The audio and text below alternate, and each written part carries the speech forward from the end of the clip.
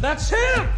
That's him! Get him! Oh man, you believe that giving your honest opinion about a show that you like, but you don't fully agree with in a few things, wouldn't get people fired the fuck up against your ass. But again, thank you everyone that commented on the last video. You actually made it the most viewed video in this series, and I'm sure you'd love to keep calling me a homophobe or an ignorant or whatever that means.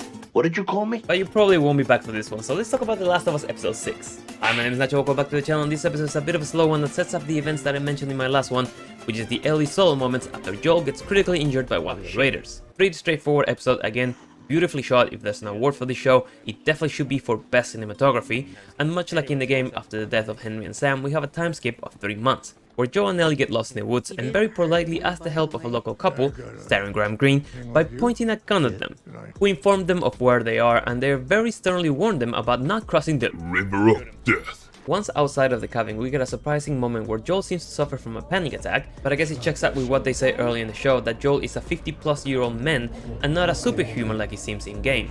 After they go past the damn. That's my joke. Will Livingston. Yeah, but who is? They are surrounded by several armed folk and subjected to a good old sniff test performed by a very good boy. Get behind me.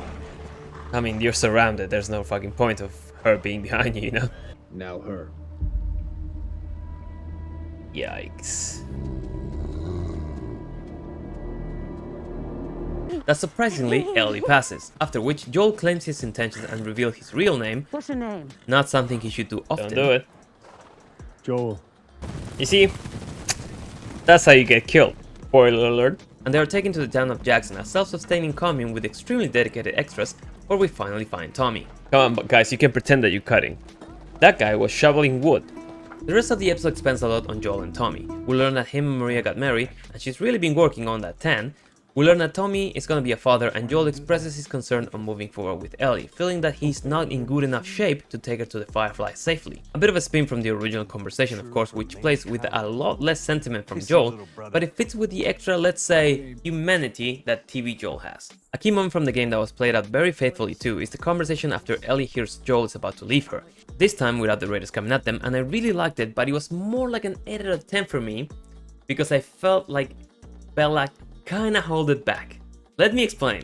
It was a huge build-up of emotion, but for me, it was that bit extra at the top that was missing, probably from her being such an actress.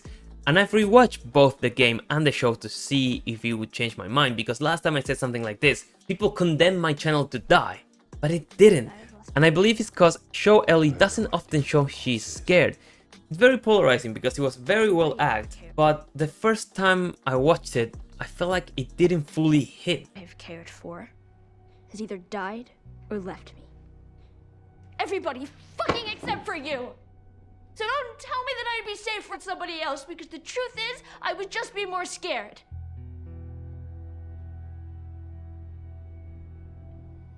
I feel like she held it back. She was doing so good. But despite it all, it was a really cool scene that played out very closely with what happened in the game.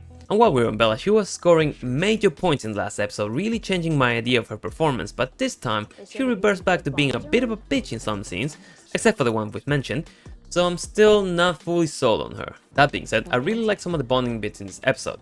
The cave scene, where they very briefly touch on Sam and Henry, was simple but very well done. You know who my favorite is? Sally Ride. Sally fucking Ride. Best astronaut name ever. It's a really good stripper name as well. Same as the trekking bits, where a lot of the game dialogue was used, really made me feel the connection building between them. Similar to the game, Joel changes his mind and decides to take Ellie to the university where the Fireflies were last seen.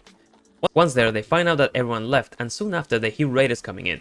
No clickers like in the game, but as they try to escape, Joel wrestles with one of them, who ends up stabbing him, and later he faints from the blood loss a few miles down the road.